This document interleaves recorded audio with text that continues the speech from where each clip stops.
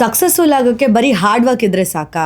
Not always. ನಿಮಗ್ ಗೊತ್ತಿಲ್ಲದೆ ನೀವ್ ಮಾಡ್ತಾ ಇರೋ 9 ಮಿಸ್ಟೇಕ್ಸ್ ಬಗ್ಗೆ ನಾನು ಹೇಳ್ತೀನಿ. 5ನೇದು, ನಾಟ್ ನೆಗೋಷಿಯೇಟಿಂಗ್. ನಿಮ್ ವ್ಯಾಲ್ಯೂಗೆ ನೀವೇ ಸ್ಟ್ಯಾಂಡ್ ತಗೋಬೇಕು. ಸ್ಯಾಲ್ರಿ ಆಗಿರ್ಲಿ ಇಲ್ಲ ಯಾವ್ದೇ ರೋಲ್ ಆಗಿರ್ಲಿ, ಆಪರ್ಚುನಿಟಿನ ಕಾನ್ಫಿಡೆಂಟ್ ಆಗಿ ನೆಗೋಷಿಯೇಟ್ ಮಾಡಿ. 6th one, doing everything your self. ಎಲ್ಲಾ ಕೆಲಸ ನೀವು ಒಬ್ರೇ ಮಾಡ್ತಾ ಇದ್ರೆ ಗ್ರೋತ್ ತುಂಬಾ ಸ್ಲೋ ಆಗುತ್ತೆ.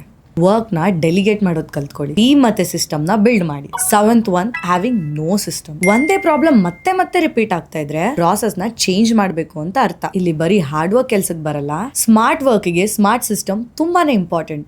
8th one, avoiding difficult conversation. Small issues ನ ಅವಾಯ್ಡ್ ಮಾಡ್ತಾ ಇದ್ರೆ ಲೇಟರ್ ಅದೇ ದೊಡ್ಡ ಪ್ರಾಬ್ಲಮ್ ಆಗುತ್ತೆ. ಪ್ರಾಬ್ಲಮ್ ಕ್ರೈಸಿಸ್ ಆಗೋಕ್ಕಿಂತ ಮುಂಚೆ ಮಿಸ್ಟೇಕ್ಸ್ ನ ಅಡ್ರೆಸ್ ಮಾಡಿ. 9th ಒನ್, ಅವಾಯ್ಡಿಂಗ್ ಚಾಲೆಂಜಸ್ ನ ಅವಾಯ್ಡ್ ಮಾಡ್ತಾ ಕೂತ್ರೆ ನೀವು ಗ್ರೋತ್ ಅಂತೂ ಆಗಲ್ಲ. ನಿಮ್ ಕಂಫರ್ಟ್ ಝೋನ್ ಇಂದ ನೀವು ಯಾವಾಗ ಆಚೆ ಬರ್ತಿರೋ ಅವಾಗ್ಲೇ ನಿಮ್ ಗ್ರೋತ್ ಸ್ಟಾರ್ಟ್ ಆಗೋದು. ಇದೇ ರೀತಿ ಕರಿಯರ್ ಮತ್ತೆ ಬಿಸ್ನೆಸ್ ರಿಲೇಟೆಡ್ ಪ್ರಾಕ್ಟಿಕಲ್ ಟಿಪ್ಸ್ ಬೇಕಾ?